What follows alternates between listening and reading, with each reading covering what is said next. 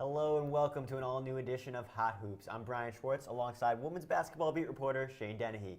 Men's basketball beat reporter Tom Cunningham will join us later. Shane, let's jump right into it. Let's jump right into it. All right, we're going to check out women's basketball as they faced Niagara over the weekend. It was a big game as both teams it looked like this had to face reigning and MAC champion Iona next. So here we go. Quinnipiac against Niagara at TD Bank Sports Center. We'll take it right to the first quarter where Jamie Sherborne takes the ball and sends the feed to Victoria Rampado. Niagara lead 10-9 there. Rampado had a game, Shane. Fourth quarter, Adele Thornton with the ball driving in, puts home the layup. Adele Thornton a career high 12 points. Later in the fourth quarter, Adelie Martucci, she misses the three, but Paula Stroutmanet is there, gets the rebound and one. Quinnipiac up 12, 52-40. Now later in the fourth quarter, Jen Fay for three. Oh, that's money. Puts Quinnipiac up 19 points, and Quinnipiac would go on to win that game 61-45.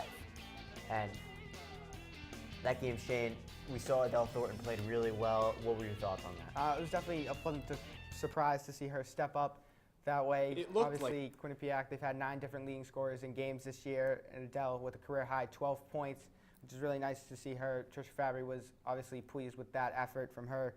But Niagara definitely gave Quinnipiac a lot of trouble in the first quarter with Rampado and Strompoli, who were really big inside. Quinnipiac definitely struggling with the more physical teams down low. That is true, Shane. Now we're going to toss it to the Iona game, where Iona's Alexis Lewis and Marina Lizarazu were huge problems for Quinnipiac. But Shane, what went wrong in trying to defend them? I don't really think it was so much defending Alexis Lewis. I think it was more Lizarazu and just her ability to get into the lane. And so many Quinnipiac players are just trying to slide over and help. And her passing ability is incredible. She can really get off any pass from behind the back, anything, no matter how many girls around her. And Alexis Lewis was open and just really, she's done a great job of filling in for Joy Adams, who graduated last year from Iona. All right, well now we're going to toss it to a package made by our own Maury Hirschgordon after the game against Iona. It looked like this and this and this. No matter what the Quinnipiac coaching staff drew up from start to finish, shots just didn't fall. Somehow we've allowed missed shots really to creep in and affect our game, and unfortunately that really played a big part of why we had such a bad game overall. Saturday afternoon, Iona bested QU in a MAC title rematch 58-44 behind Marina Lizarazu and Alexa Lewis's combined 46 points. They were certainly phenomenal tonight, and Billy Gutsy and her entire staff, Iona, they're just so talented. I mean, they've been one of the most winningest programs in the MAC since we've moved in. And the same can be said about Quinnipiac, a team that is 68-13 in MAC play since 2013. I mean, our identity has been winning the turnover battle, winning the rebounding battle, turning teams over, playing great defense. That's been our identity all year. We've got to go back to, who we are. Okay, so then who are the 2016-2017 Quinnipiac Bobcats? I know we have a team and a locker room full of champions. It sure does look like February 17th will be circled on the calendar for Fabry and her squad. From New Rochelle, New York, Maury Hirschgordon, Q30 Sports.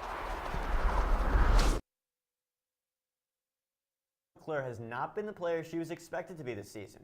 Shane, how would you evaluate her performance? It's definitely really been surprising considering she was the highest recruit in Quinnipiac history, and really she was incredible last year, obviously winning MAC Rookie of the Year. But this year, she was only averaging 6.8 points per game, where she averages 8.6 last year. And Quinnipiac, it seems like they're kind of like changing their offense a little bit, really kind of like trying to stretch the floor, having 4 players on the outside on the perimeter. And Aaron McClure, she's never made a 3 in her career, and really that's really not her game. It's more underneath, going at the player one-on-one. Her up and under is fantastic. But really, she stepped up a lot here against Fairfield tonight, where she had 12 points. It was really a pleasant surprise. The lone, really, truly bright spot for Quinnipiac in their loss tonight to Fairfield. Shane, you talked about that loss to Fairfield. It was a 65-52 loss tonight at the Webster Bank Arena in Bridgeport. And they really just couldn't get anything going. They started off missing their first 7 of 8 shots, 4 for 27 from 3. No one was able to step up, and that's kind of been a constant theme throughout this whole season. Yeah, that's really been something that Trisha Fabry has really talked about after the games, of Quinnipiac letting their misses really get to them. But I really don't think it's really getting to them as they're consistently shooting their 3 balls. Obviously, they're shooting 28.4% from 3, which is dead last in the MAC. And there's a saying, you live and die by the 3. And Quinnipiac is most certainly dying by the 3 this season. Over the past couple games, they've lost the last 2 MAC contests to both Iona and Fairfield, obviously. But really, a thing for them this year has been their slow starts. They've led 11 times out of their 23 games. And you know, some of the surprising leads that they've had have been Temple, which they lost to, and then Oregon State, who's now the 8th ranked team in the country. But they would go on to lose those games. But really, Jen Fay also talked about after the Niagara game how Quinnipiac, their defense really keeps them in this game, but they can't keep relying on their defense to keep them in the game if they don't have that number 1 scorer that they can rely on to get them baskets. And Aaron McClure needs to be that person to really step up and really help them out. You talk about stepping up there without Brittany Johnson. Now we heard for the rest of the year. So that's obviously a big loss. Ryder now only a half game behind them in the MAC. Are you worried at all? I'm not really worried about Ryder so much. Quinnipiac swept them this year, and really their second game against them when they were at home, that was their best performance. I'm more worried about Iona. Obviously, me and you went down to the game this past Saturday and really saw the beatdown they put on them with Lizarazu and Alexis Lewis. And really, Quinnipiac's defense really didn't look like they knew how to stop either of those players.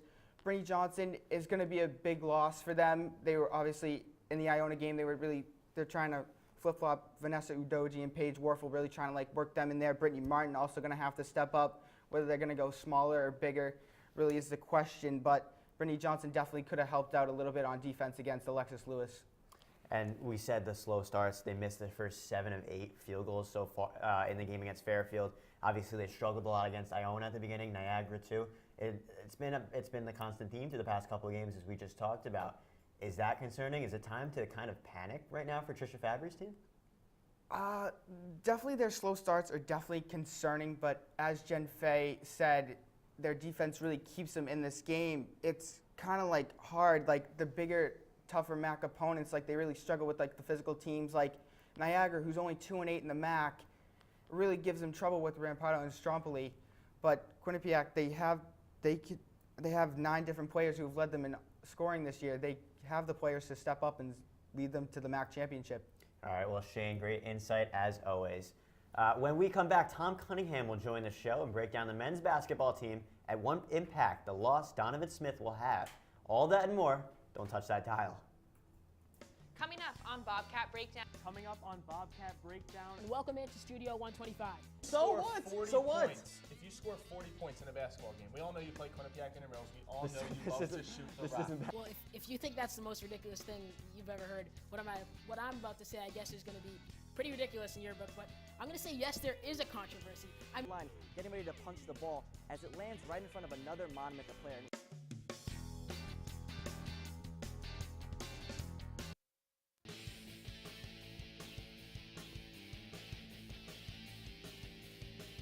Hello, Quinnipiac hockey fans, and welcome to the Neutral Zone. Definitely St. Lawrence, and I think you're going to see the test coming up real soon. They might be having a bit of an adjustment issue without that CBS line, but don't count them out. At High Point Solutions Arena in Game 2 of Quinnipiac vs. Northeastern Series.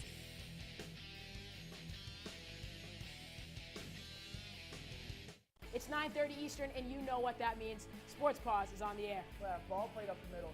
Emmanuel with a little cheat off the puck. Preseason just boils down to going after another national championship and not necessarily focusing on the one before. MJ, it is time for our favorite part of the show. It's the top 5 plays of the week, brought to you by B&D Deli, home of the Q-Dog. Let's talk about the first play you want to break down. Yeah, let's break it down right away. But the one name I'm going to throw out there is a freshman, Mika Maples. Welcome back to Hot Hoops. Joining me on the desk now is Tom Cunningham. How's it going, TC? Good to be here, Brian. I'm happy to be here. All right, great.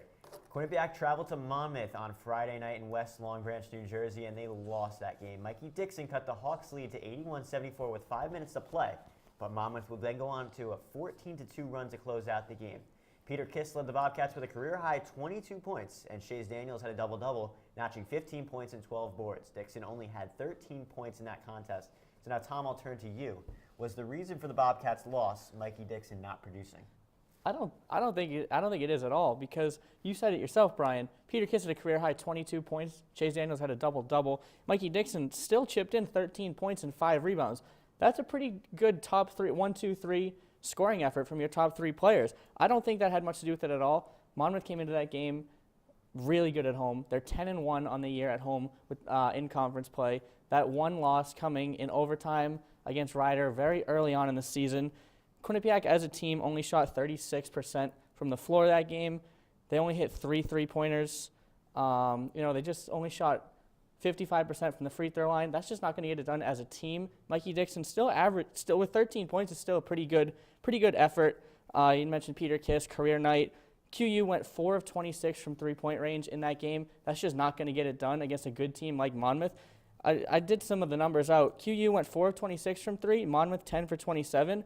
If QU and Monmouth both hit 10 three-pointers, it's only a 1-point game. Monmouth still has the advantage 95-94, but that is a huge difference in that game if Quinnipiac could hit some threes. For this team to win, do they need both freshmen Dixon and Kiss to be at their best? I think they do, especially now with Donovan Smith being done for the year. I think they definitely need these two to play at the top of their game along with Chase Daniels in order to have success.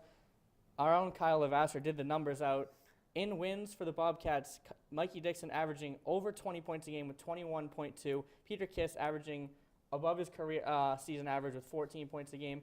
And that's what these two are going to have to do if this team wants to continue to win games. They need these two to keep it going and need them to contribute on both the offensive and defensive end.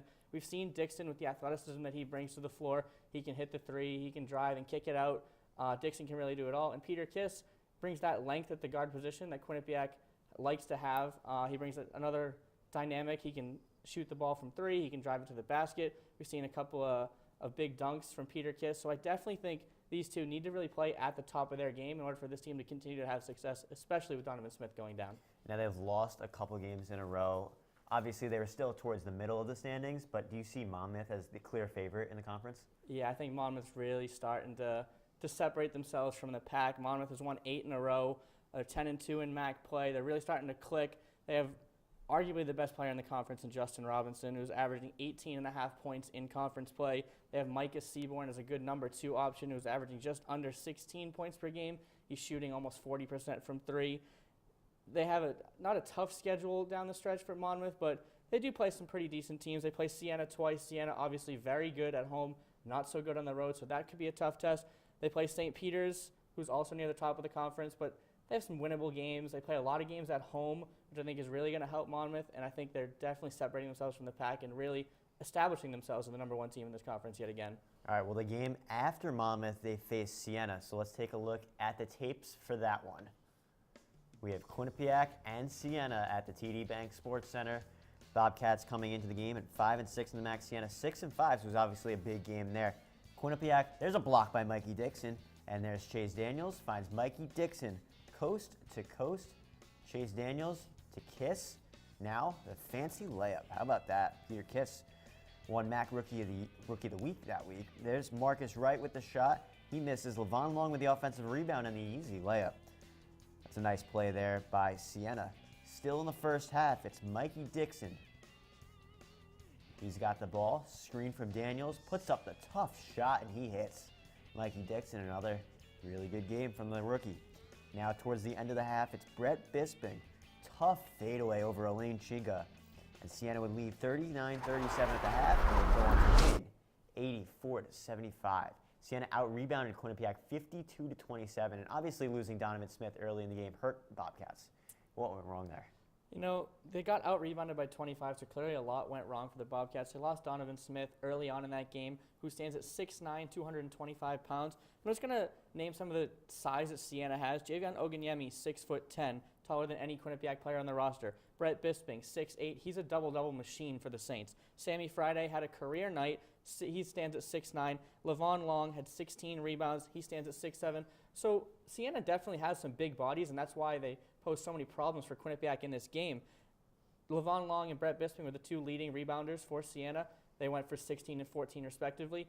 That is more rebounds than the entire Quinnipiac team had that game. So Donovan Smith going down with an injury was clearly a big factor in that game.